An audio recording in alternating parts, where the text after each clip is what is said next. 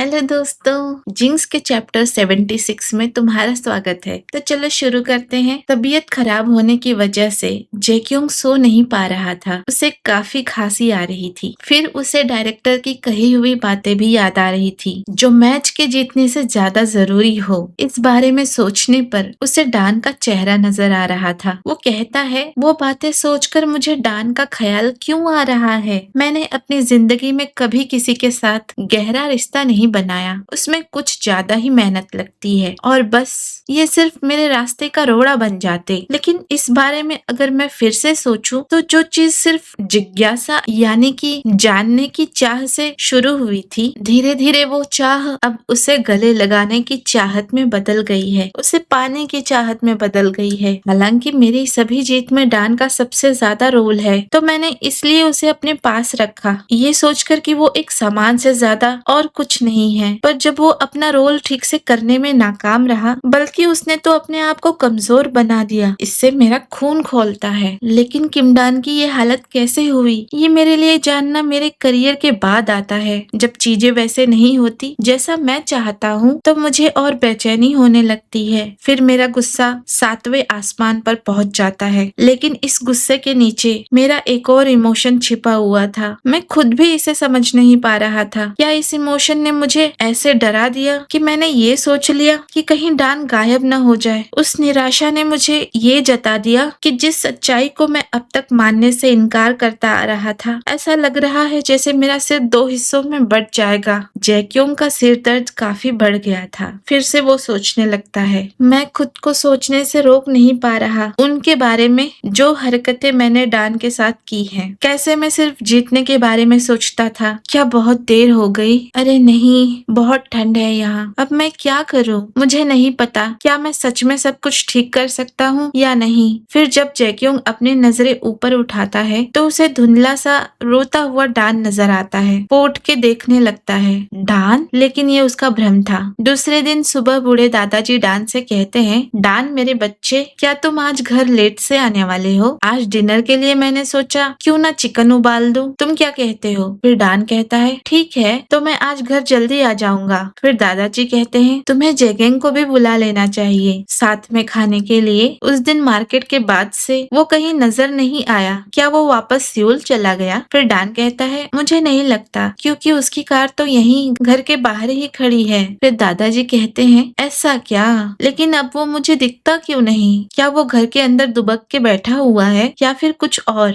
फिर डान को याद आता है कि उसने जैक्योंग को कुछ दिन पहले बीमार देखा था। फिर डान जैक्योंग के बारे में सोचने लगता है। देखा जाए तो पिछले कुछ दिनों से वो हॉस्पिटल में भी नहीं आया। फिर वो दादाजी से कहता है, घर लौटते वक्त मैं उसके घर होता आऊंगा। दादाजी कहते हैं, हाँ ये ठीक रहेगा। रात हो जाती है। जैक्योंग अब भी बुखार से परेशान है और चादर ताने सिकुड़ा हुआ है। सपना भी देख रहा है। सपने में वो देखता है डान रोते हुए समुद्र के अंदर जा रहा है। जैक्योंग उससे पूछता है, तुम कहाँ जा रहे हो? पर डान कोई जवाब नहीं देता और मुड़कर जाने लगता है। जैक्योंग उसे रोकने के लिए उसके पीछे भागता है और इस तरह जैक्योंग बिस्तर से उठ जाता है। वो काफी डर गया था, कांप रहा था और हाफ भी रहा था। फिर वो सोचता है, न जाने कब से मैं इस तरह पड़ा हुआ हूँ। मैं ठीक नहीं हो पा रहा। मुझे बहुत ठंड लग रही है, जबकि बचपन में मेरे कितने बुरे हालात थे। मैं तब भी कभी इतना बीमार नहीं हुआ। ये कोई छोटा मोटा जुकाम नहीं लग रहा। मुझे क्या हुआ है? तभी दरवाजा खुलता है। कोई अंदर आता है। उसे धुंधला सा डान दिखाई देता है। फिर जैक्योंग सोचता है, फिर से मेरी आंखें खेल खेल रही हैं मेरे साथ। अपनी आंख को रगड़ते हुए वो हाथ आगे बढ़ाते हुए कहता है, यहाँ से मत जाओ। डान वहाँ से जा ही रहा था। जैक्योंग उसका टी शर्ट पकड़ लेता है। फिर वो बहुत ज्यादा चौंक जाता है और कहता है, ये क्या?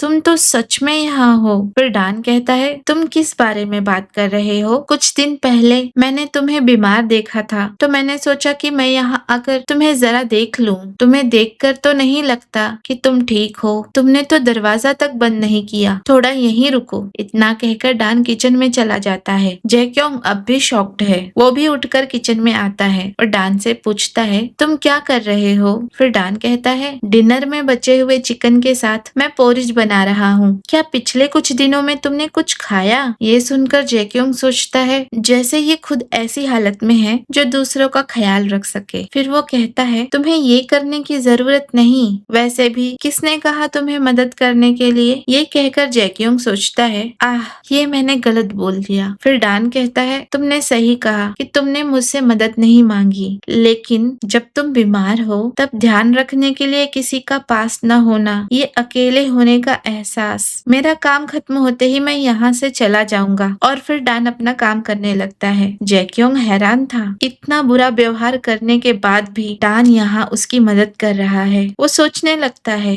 मैंने अपनी पूरी जिंदगी सिर्फ जिंदा रहने के लिए जी है और जिंदा रहने के लिए मुझे जीतते रहना होगा। मैंने सिर्फ और सिर्फ अपने बारे में ही सोचा है, लेकिन अब हम देखेंगे कि कौन जीतता है। ये बात जैक्योंग ने तब सोचा था जब वो सियोल आने के लिए कपड़े पैक कर रहा था, पर अब डान को देखकर उसे लगता है कि जब बात उसकी और डान की हो तो अब वो डान से जीत नहीं सकता। वो सोचता है, मैं हार गया, ये साफ और जाहिर है। तुम जीत गए हम हारे। दोस्तों चैप्टर 76 यहीं पर खत्म होता है। अब हम शुरू करते हैं चैप्टर 77। आज की सुबह बहुत खूबसूरत है। जैक्योंग सुबह जल्दी उठकर जॉगिंग पर निकल जाता है। जॉग करते हुए वो सोचता है, कुछ दिनों तक बिस्तर पर पड़े रहने के बाद अब मैं पूरी तरह से ठीक हो गया हूँ। शायद ऐसा इसलिए क्योंकि मेरे सीने में जो गांठ था वो आखिरकार खुल गया है, या फिर शायद ये डान के आने की वजह से हुआ है। उसका शुक्रिया, अब जब मेरा बुखार चला गया तब मैं ठीक से सोच पा रहा हूँ। अगर जिंक्स को साइड में रख दे तो डान मेरी जिंदगी का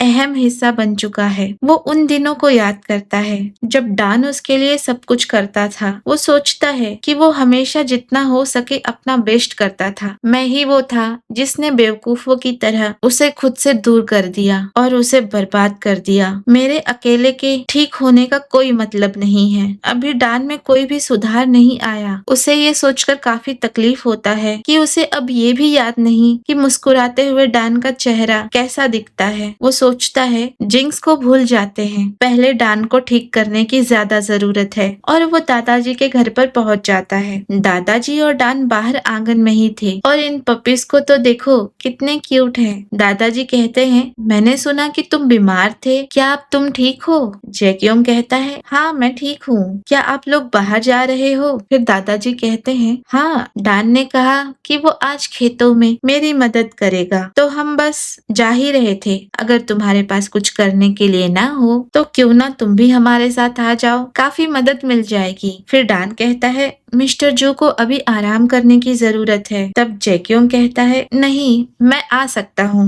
मुझे रेडी होने दो, फिर हम जा सकते हैं। उसके बाद ये सभी लाल मिर्च के खेतों में तैयार हुई लाल मिर्च को तोड़ने का काम शुरू कर देते हैं। बहुत सुंदर है ना ये खेत। काम करते करते जैक्योंग के पसीने छूटने लगे थे। वो चिढ़ते हुए कहता है, अगर आप इन फसलों की देखभाल खुद नहीं कर सकते तो इतनी फसलें उगाते क्यों हो? फिर दादाजी कहते हैं, अगर तुम अगले साल फिर यहाँ आओगे तो मैं जरूर तुम्हें यहाँ अपना टाइम देने के लिए पैसे दूंगा। फिर जैक्योंग कहता है, घंटा, जैसे कि मैं फिर यहाँ आ रहा। फिर दादाजी कहते हैं, लेकिन तुम यहाँ पर सबसे अच्छा काम कर रहे हो। जैक्योंग तो बहुत ही चिढ़ रहा था। ये फनी है। डान इन्हें देख रहा था। फिर दादाजी इन्हें आइस पॉप का थैला देते हुए कहते हैं, दोनों काम करते हुए गर्म हो गए होगे। दूसरे गांव के लोग और मैं यहाँ पर बाकी का काम निपटा लेंगे, तो तुम दोनों घर जाओ और थोड़ा आराम कर लो। तो दोस्तों आज की कहानी बस यहीं तक। कहानी कैसी लगी या फिर कुछ डाउट हो तो कमेंट करके जरूर बताना। कहानी अच्छे लगे तो लाइक करना और नए हो तो सब्सक्राइब करना। मिलते हैं अगली वीडियो में, तब तक के लिए बाय बाय।